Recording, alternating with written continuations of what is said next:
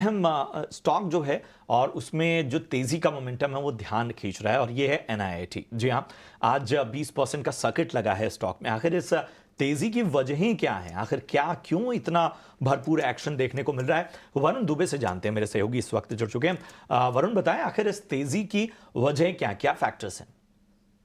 देखिए, NIT limited के stock price में जो अच्छी खासी तेज़ी हुई है, उसका कारण है इस कंपनी के स्टॉक प्राइस में या फिर इस कंपनी में बड़े निवेशकों की एंट्री। अब देखिए, शुक्रवार को इस स्टॉक में करीब 35 लाख शेयर्स के बड़े सौदे हुए थे और उसमें बाजार के दिग्गज निवेशक रमेश दमानी ने 127.5 के भाव पे करीब 8 लाख शेयर्स के स्टॉक में जो है वो खरीद लिए हैं। अब देखिए, इसके पहले अगर आप देखेंगे तो जून तिमाही में इनका नाम जो है बड़े शेयर होल्डर्स में नहीं था, लेकिन अब इनकी एंट्री जो है वो अपने आप में चौंकाने वाली है। करीब आधा % के आसपास का हिस्सा जो है इन्होंने इस कंपनी में खरीदा है।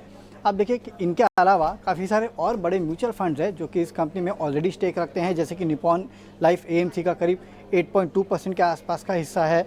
मैराथन एज इंडिया फंड का 3% के आसपास का हिस्सा है। एमआईटी का करीब 6% के आसपास का हिस्सा जो है वो इस कंपनी में ऑलरेडी है। और काफ़ी सारे ट्रिगर्स है जिसके कारण बड़े फंड्स और बड़े निवेशक जो है इस कंपनी में बाइंग कर रहे हैं। सबसे पहले अगर आप इस कंपनी के नतीजे देखेंगे तो जून तिमाही के नतीजे अच्छे थे और FY25 के लिए अगर आप देखेंगे तो 380 से 400 करोड़ रुपए के आसपास की आय का जो है वो अनुमान ये कंपनी लगा रही है। कंपनी में मैनेजमेंट बदलाव भी हो रहे हैं जो कि अच्छा माना जा रहा है। और हाल ही में आपने देखा था कि बजट में स्किल इंडिया के लिए करीब 60,000 करोड़ रुपए के आसपास के बजट का ऐलान हुआ था और अगले 5 साल में 20 लाख युवाओं को स्किल ट्रेनिंग देने की बातें हुई थी और ये सब जो है वो इस कंपनी के लिए काफ़ी फ़ायदेमंद रहती है। वैसे भी अगर आप देखेंगे तो आज तो स्टॉक में तेज़ी है, लेकिन इसके पहले भी अगर आप देखेंगे तो अच्छी खासी तेज़ी स्टॉक में देखने मिली है। पिछले एक साल में अगर आप देखेंगे तो 90% से ज़्यादा की तेज़ी जो है ऑलरेडी ये स्टॉक दिखा चुका है। तो वैसे ही फंडामेंटल्स अच्छे थे और अब बड़े निवेशक और खासकर रमेश दमानी का नाम सामने आना इस स्टॉक में खरीदारी के लिए, उसके चलते आपने देखा स्टॉक में अच्छी खासी 20% का अपर सर्किट देखने मिला। शुक्रिया करेंगे वरुण आपका इस अहम जानकारी के लिए। लगे हाथ राय भी ले लेते हैं। अक्षय, मैं आपके पास आना चाहूंगा।